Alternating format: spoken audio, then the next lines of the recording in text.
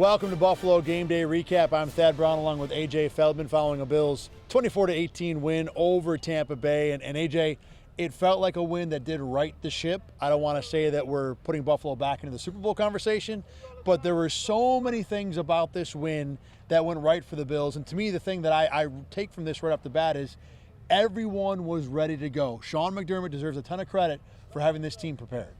Yeah, really a top to bottom win for the team. It got a little close late. It really didn't seem that close. It felt like mid-third quarter, everybody kind of figured out who was going to win this game, which did get them into a little bit of troubles late. But no, top to bottom, the offense played well. They played with urgency. The defense, held its ground. A really great outing against Tampa Bay's good wide receivers. And then the special teams. Really a prime Sean McDermott, complimentary football type of game. Hey, all three phases were good, and we're going to get to all three of them here. But let's start with the offense, of course. Went up tempo, not crazy, not a ton, but certainly, went with speed and pace more often, and it worked. I'm not going to sit here and say that going up tempo was the reason it worked. I think the offense was just successful. The first read was there a lot. During the broadcast on Amazon Prime, they showed at one point in the third quarter, Josh Allen's time to throw was the shortest of his career. Is that because they went hurry up? I don't know. I'm sure it was an impact, but I think bottom line was the game plan was what worked. The execution was what worked. And up-tempo, I think, helped a little bit. There's a saying about planes. You can't build the whole plane out of the black box, even though that always survives a crash. And you can't always play up-tempo, but that's really what worked in the past 3 games for the Bills. And they start with that up-tempo. They get, consistency. They get guys open. And it didn't really lead to points right away. They had to settle for that field goal in the red zone. They get stopped on fourth down. They get 0 points on a red zone trip at the goal line. But still, it set the tone for the game. The defense backed it up, and it was just a successful start to the game. Fun conversation with Mitch Morse about this afterward. He was saying, you don't really know, does energy breed execution or does good execution breed energy? Either way, you could tell that they wanted to play with, urgency is not the right word. They wanted to come out attacking. They wanted to come out, kinetic, in motion. And not only was that a help, but getting a field goal on the first drive, even though it was only a field goal, to succeed, to score points, to get that rhythm going, certainly made a difference. And Morse, during the week, a couple weeks ago, he kind of laughed when I said, how do you get into a rhythm? To me, getting into a rhythm is just succeeding. And he's like, yeah, it doesn't make sense, but it's a thing. Well, you saw that thing tonight with the way the Bills offense got going. And I think, one of the guys at the center of it, unsurprisingly, Dalton Kincaid, not a huge night for him, but certainly a very, very good night, including his first trip to the end zone. A very good night. The offensive line held its ground. Yeah. Dawson Knox, obviously his most probably prolific talent is his blocking ability, certainly compared to Dalton Kincaid. We're going to see if we can talk about the two without screwing those names up. Good luck with that. But no, Kincaid had a really good game. Khalil Shakir had a good game. Gabe Davis, a consistent game for them. It was, the offense wasn't just the Stephon Diggs show. It wasn't just the Josh Allen show. But I think right away, Josh Allen running the ball, the design run on the second play of the game kind of set the tone that, all right, we kind of know that we need to, go to not our bag of tricks, but we need to, fire on all cylinders right away. They weren't afraid to run Josh Allen early, and I think that also set a good tempo for the game. They weren't holding anything No, back, exactly, yeah. And there were a lot of things that were different about this offense. Some were mandated. They were down 2 tight ends. They had to kind of almost play essentially without a tight end. Dalton Kincaid, he's listed as a tight end but doesn't block like one. So he's more of a big receiver. So that was forced upon the Bills. But in addition, Khalil Shakir got a whole lot more snaps instead of Deontay Hardy. We talked about them going up-tempo. There were different things the Bills did offensively, and I'll give the Bills credit. That's understanding that, hey, what we've been doing has not worked. We need to try something new, and not only give them credit for attempting it, but they succeeded with it too. And Khalil Shakir, he's had his flashes in the past. He's had some drops in the past. He was consistent tonight. He caught all the balls that were going his way. He's been a good blocker all season long. I know you've counted on that. I wouldn't say good, but certainly a heck of a lot improved from last year.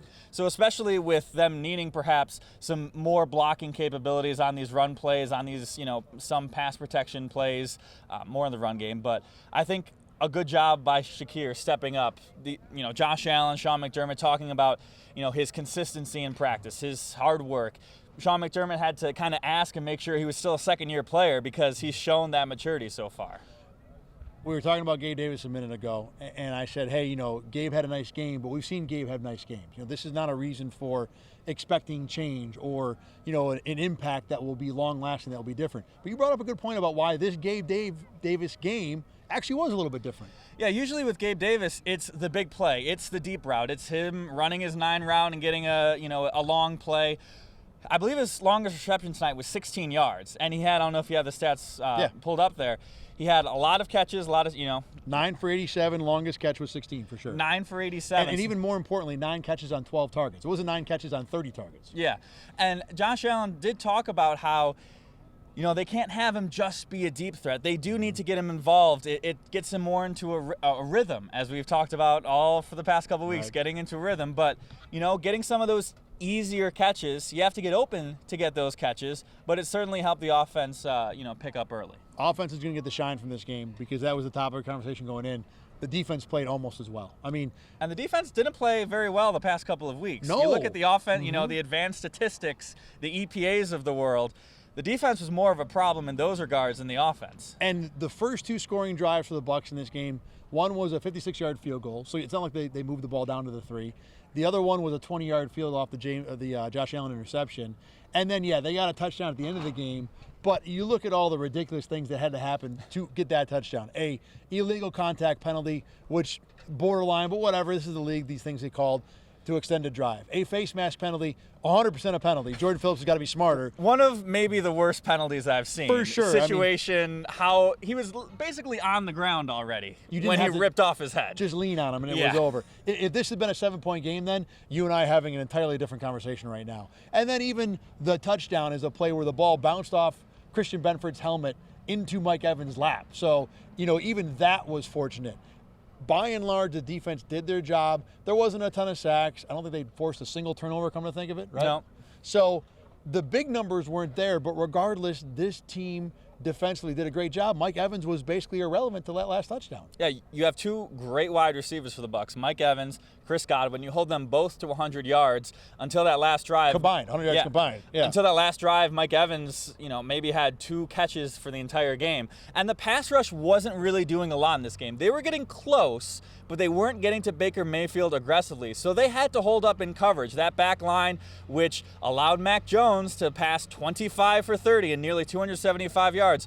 A really good job by the secondary to limit the Bucs wide receivers to a great job. And, next week it's not going to get easier with the Bengals. A great sign for that secondary against the Bucs here. We'll talk about the Bengals in a little bit here, but that's on the way.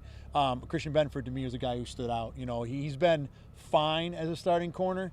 He seemed to have a lot of snaps against Mike Evans today, and Mike Evans did not have a lot of catches. Now, I'll look at the film over the weekend, tell you really how good he looked, but sitting here tonight, just crunch the numbers. 47 was on the guy, didn't catch many balls. You got to give him a lot of credit for that. Sean McDermott talked afterward about Stephon Diggs giving a pregame speech to the guys. And McDermott gave Diggs a lot of credit for setting the tone, setting an attitude for this team in the game, and that, Diggs had been a good leader. And Diggs had actually asked for that ability to talk to the team before the game.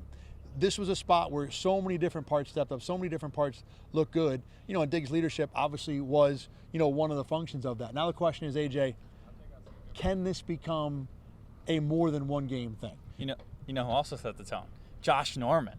How about his special teams tackles? Right. Dynamite. First 2 kickoffs, Josh Norman's in. He solved all the special teams problems. Whatever problems there were, it's just a matter of time before Josh Norman showed up and fixed everything. You got to go to the 35-year-old. They're always the special teamsers. But is this something, the up-tempo thing I think the Bills are going to continue to go with, but I will tell you that, look, the Jets are a couple games away. The Chiefs are a little bit down the road. They're just going to put this on film and figure it out, and the Bills are going to have to continue to find answers. They found answers in this game. Sean McDermott said after the game, we're problem solvers. This is what we do. Let's not look at this game and say all the problems are solved. But I'll go back to where I started this whole discussion. They had this team ready to go today, and considering the stakes, look, if they lose, their season is swirling the drain. 4-4 with all these landmines left to go. this was one heck of a coaching job by Sean McDermott and his staff. Yeah, 4-4 with a lot of time to think about a potential loss if they were to drop this game against the Bucs. And as much as they want to say that they can ignore the outside noise and things like that, just internally, that pressure of being at 4-4, having a lot of time to stew on a loss, going into the back half of your schedule where things are going to get a whole heck of a lot harder, a really important win where Thursday Night Football, weird things can happen. They survived a lot of weird bounces. They survived a Hail Mary, which potentially could have been cost by Chris Godwin. It wasn't far from being another Hail Mary loss for the Bills. What a disaster that would have been. No, so definitely a much-needed win for the Bills where, no, it doesn't put them back into the Super Bowl, but there's no panic button pressed right now. There's no chaos.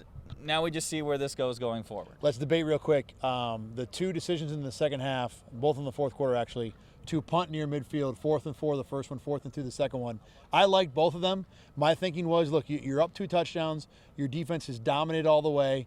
You know, you're going to put that team, at the worst, they're going to be at the 20. And the way Sam Martin was punting it tonight, it was way inside the 20. I liked both decisions, even though, like you said, we got to a point where a Hail Mary was a thing in this game. You know, I still felt like the Bills had all the advantages. There was no reason to give Tampa a spot near midfield, so I like both punts. Yeah, Bucs had no momentum, and even when they finally drove down for that touchdown drive, it took forever, right? Which was really how that entire second half was going. So I don't have a problem with it, especially because just getting one first down, it wasn't going to automatically put them in field goal range to get them into a 3-score game. The offense was doing what they needed to do. And we talk about, you know, that Jets game in week 1, Josh Allen doing all these crazy things with the lead when really all he needed to do was just close out the game. Well, they did that. He was smart. He was conservative. They punted the ball when they needed to. They played good defense, and it turned into a victory. So the Bills now are 5-3. They get, like you said, the mini bye now. Not, you know, this used to be the halfway point of the season. We got one more game for that. But 5-3, I don't think is where this team wanted to be through 8 games. I think 6-2 would probably have been the goal. But considering what we've seen the last 4 weeks, to be at 5-3, to feel like, yes, maybe this isn't a season-long solution they found here, but it's certainly something to build on and a direction to go in. You know, we've been wondering, what is the identity of this offense? Well, I think we may have found out that the identity is you go wide open, you go 11 personnel, you go hurry up, and push the tempo and force defenses to keep up with you. Like I said, teams will figure some things out, but I like the direction. And again, even though they're not probably where they want to be, I think there's reason to be encouraged about where this team is now going, heading into the Bengals game and beyond. And you talk about not being where they want to be. You win that Bengals game off of a long week. You got more time to prepare. The Bengals have not looked, you know, not like the Bengals. Not like the Bengals at all. Suddenly you're at 6-3. You're like, okay, we'll take that. We'll move forward. We'll take that 6-3, 9 weeks into the season. That's a spot where you can build on and move on going forward. Anything else from you from this game? Sam Martin. We hit it a little bit. We hit it a little bit. I was setting you up. I was going to see if you had anything, and then I'm like, by the way, Sam Martin had himself a bleeping game. Micah Hyde calls him a weapon. That's Sam Martin. Reed Ferguson talked at length about how excited they were. He called them bones. When you get, I think it's when you down punch inside the 10, and they had 2 of them. Hey, and the coverage was good. You got to have guys down there. But again, they screwed up the last one. Was it Saran Neal, I think it might have been, who couldn't get that in play? Maybe Reggie Gilliam. That was a tougher one. I'm not going to call that a screw up, but they obviously did not down it either. No, yeah. All right, Bills are 5-3. Ship is righted. Again, don't go buying your Super Bowl tickets. Don't go purchasing your hotel rooms for Vegas just yet, but things are looking up. For AJ Feldman, I'm Thad Brown. Thanks for watching and listening to Buffalo Game Day Recap. You can find us after every single game at rochesterfirst.com, on YouTube, and wherever you find your podcast. I will talk to you with AJ in a week from Sunday from Cincinnati as the Bills get ready to take on the Bengals, the team that knocked them out of the playoffs last year. Have a good night, and Bills fans, enjoy the win.